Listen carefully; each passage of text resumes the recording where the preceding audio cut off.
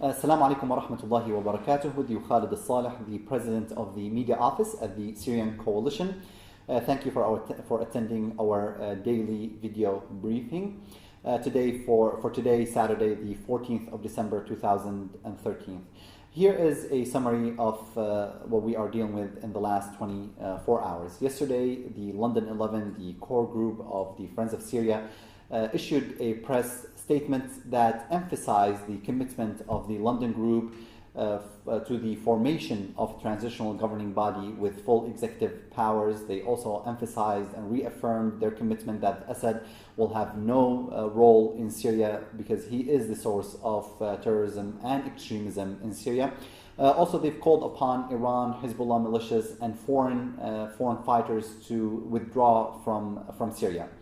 All of these statements come after the General Assembly of the Syrian Coalition met in its last meeting, and it announced its readiness to attend the Geneva Conference on the premise of transition of power to a transitional governing body, and that transitional governing body must have full authorities, not only executive powers, but also it must include presidential authority, full control over military and security forces, and that Bashar al-Assad and those who have committed crimes against Syrians will have no role in Syria, neither in the transitional period nor in a future Syria.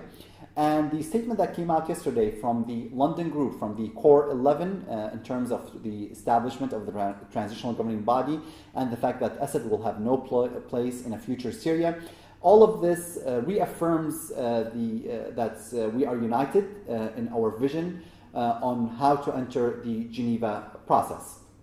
Also, the statement that came out yesterday from the Core 11 emphasized the importance of humanitarian access and that it is the responsibility of the regime to make that happen. We must remind everybody, this needs to happen before Geneva 2.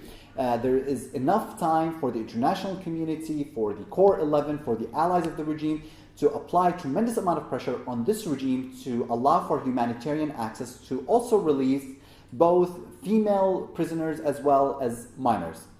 We believe that a Geneva conference will be successful if there is a true establishment of a transitional governing body, if Assad surrenders powers to the Syrian people. What we need to see is seriousness from the regime and from its allies. We're asking for the regime to show that it is actually entering the Geneva process in all seriousness, and it intends on making the conference successful. This happens through a series of steps that must take place prior to the conference, namely in the release of minors, the release of female prisoners, allowing humanitarian access, humanitarian corridors to besieged areas such as the Ghouta area, such as Homs, Deir ez-Zor. Also, stop the full stop of using ballistic missiles such as Scud missiles, the Air Force against innocent civilians, allowing media full access to Syria to be able to report on what's going on there. Also, Syrian refugees are dealing with severe cold storms, severe weather in different areas. The winter storms, the fall of snow have caused the death of at least 25 people due to bad weather in Syria. 13 fallen heroes passed away in Aleppo Central Prison. A young female, 25 years old, also died in the province of Idlib. The severe weather caused the death of 10 children. In the 21st century, we are dealing with the death of 10 children as a result of severe weather. Of those, there were 4 newborn that died in the province of Aleppo. There are three young babies that died in Homs, and a 7-year-old baby girl who died in the province of Idlib. This severe weather requires the international community to act, and act now. We're calling upon the United Nations, we're calling upon all of humanity to assist Syrians. There are several organizations in every country. There are organizations in Turkey, there are organizations in the US, there are organizations in the UK, in France.